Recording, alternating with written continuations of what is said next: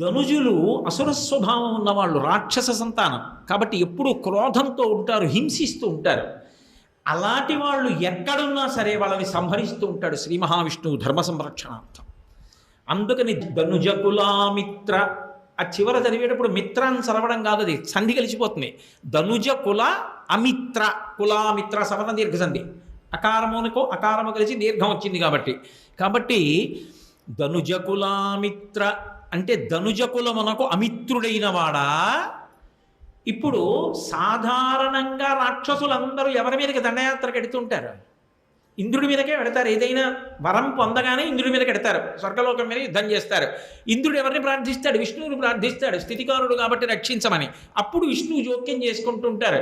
కాబట్టి దండలో ఎవరి కథ వస్తోంది? దారంగా ఇంద్రకథే వస్తోంది. ఇది వదిలిపెట్టారా? వదిలిపెట్టారు. దారం పైకి కనపడుతుందా? మీరు విచారించి చూస్తే కనపడుతూ ఉంటుంది లోపల ఇంద్రకథ. కాబట్టి ధనుజకులామిత్ర మిత్ర శశి దృష్టి. మళ్ళీ అక్కడ ధనుజకులామిత్ర అని కదా పూర్తయింది, పక్కన మళ్ళీ మిత్రతో మొదలవ్వాలి.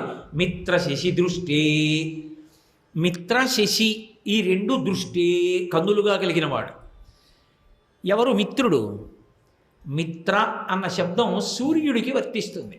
మిత్ర శబ్దంతో వేదం సూర్యుడిని కీర్తిస్తుంది. మనం అందరం సాధారణంగా సూర్యుడు, భాస్కరుడు ఇలాంటి పేర్లు వాడతాం.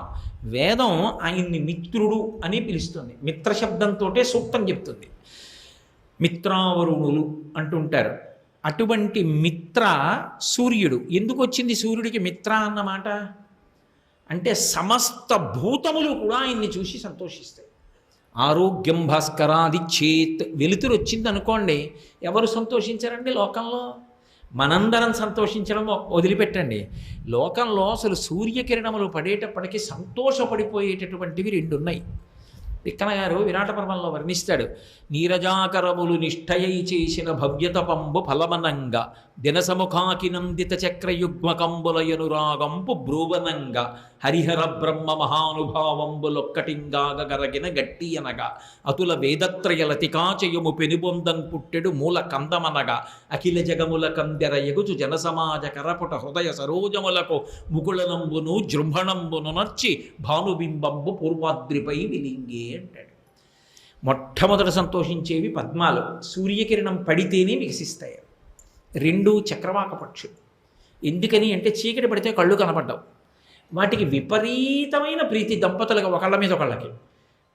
భర్త అక్కడెక్కడో కూర్చుంటాడు, భార్య ఇక్కడెక్కడో కూర్చుంటుంది, చీకటి పడగానే కళ్ళు కనపడవు. కాబట్టి అవి భర్త దగ్గరికి వెళ్ళాలని భార్య, భార్య దగ్గరికి వెళ్ళాలని భర్త. చీకట్లో పక్కపక్కనే ఉన్నా కనపడక కూ కూ కూ కూ కూ కూ అని అరుస్తూనే ఉంటాయి. ఎప్పుడు సూర్యుడు ఉదయిస్తాడా అని చూస్తాయిట. ఇలా సూర్యోదయం అవగానే ఒకళ్ళనొకళ్ళు చూసుకుని పొంగిపోతారట వాళ్ళిద్దరూ. ఆయన లోకమునకంతటికీ బంధువు, లోకబాంధవుడు.